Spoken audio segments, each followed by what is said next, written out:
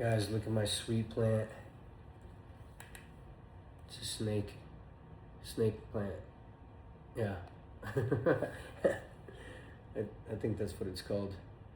Shout out Tammy. She gave this to me. I know you've heard fake it till you make it before. It's like cliche, you know. But there's actually some weird science to faking it till you make it. There's a book called The Alter Ego Effect. And essentially what it's talking about is there's a high performance coach and he's creating these personas for musicians, CEOs, athletes to step into and wear that skin, that personality, with all the traits that they are trying to highlight and emphasize in that specific role. Like there was a tennis player. She was a little bit too nice. So in competition, if she was beating the other person by a significant amount, she would almost self-sabotage subconsciously and let him catch up. You know, and I mean, being nice is a good thing, right? But you know, you have to understand, I think in certain situations, some portions of your personality, they need to either be amplified or turned down. And that takes a level of emotional intelligence, like reading the room, you know. Being calm and level-headed is good for the most part. But let's say you were to get into a life or death situation, yeah, calm and level-headed is good, but you got to be able to take action. You got to move quick. You have to at least have some sense of urgency. Being too calm in a situation can be a bad thing. But back to this idea that, you know, you can create like an alter ego for yourself. That was super interesting to me. And, you know, the first question is that even possible? Is that something that we can do? And so then I started to look at, you know, what is this thing that I think is my ego, you know?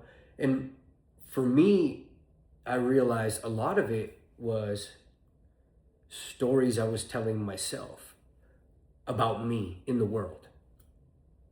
Who am I? Well, I was this in this situation, right, in the past.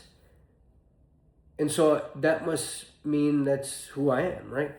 And that's not the case.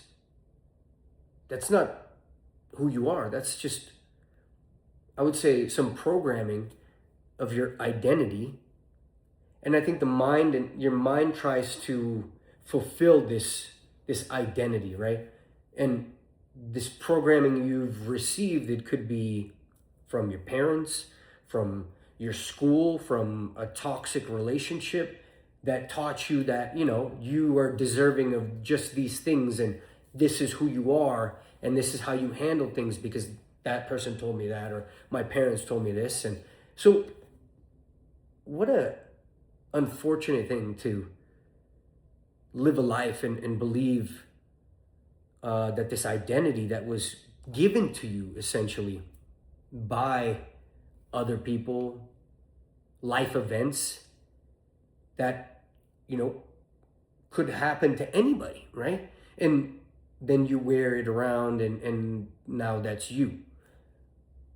One of my open-ended beliefs is I can always adapt and change my, not my personality, but maybe, you know, because I don't really identify with my personality being me. I think it's just a tool that we're using to navigate the world. You know, what is personality if it doesn't have people to rub against and show up to?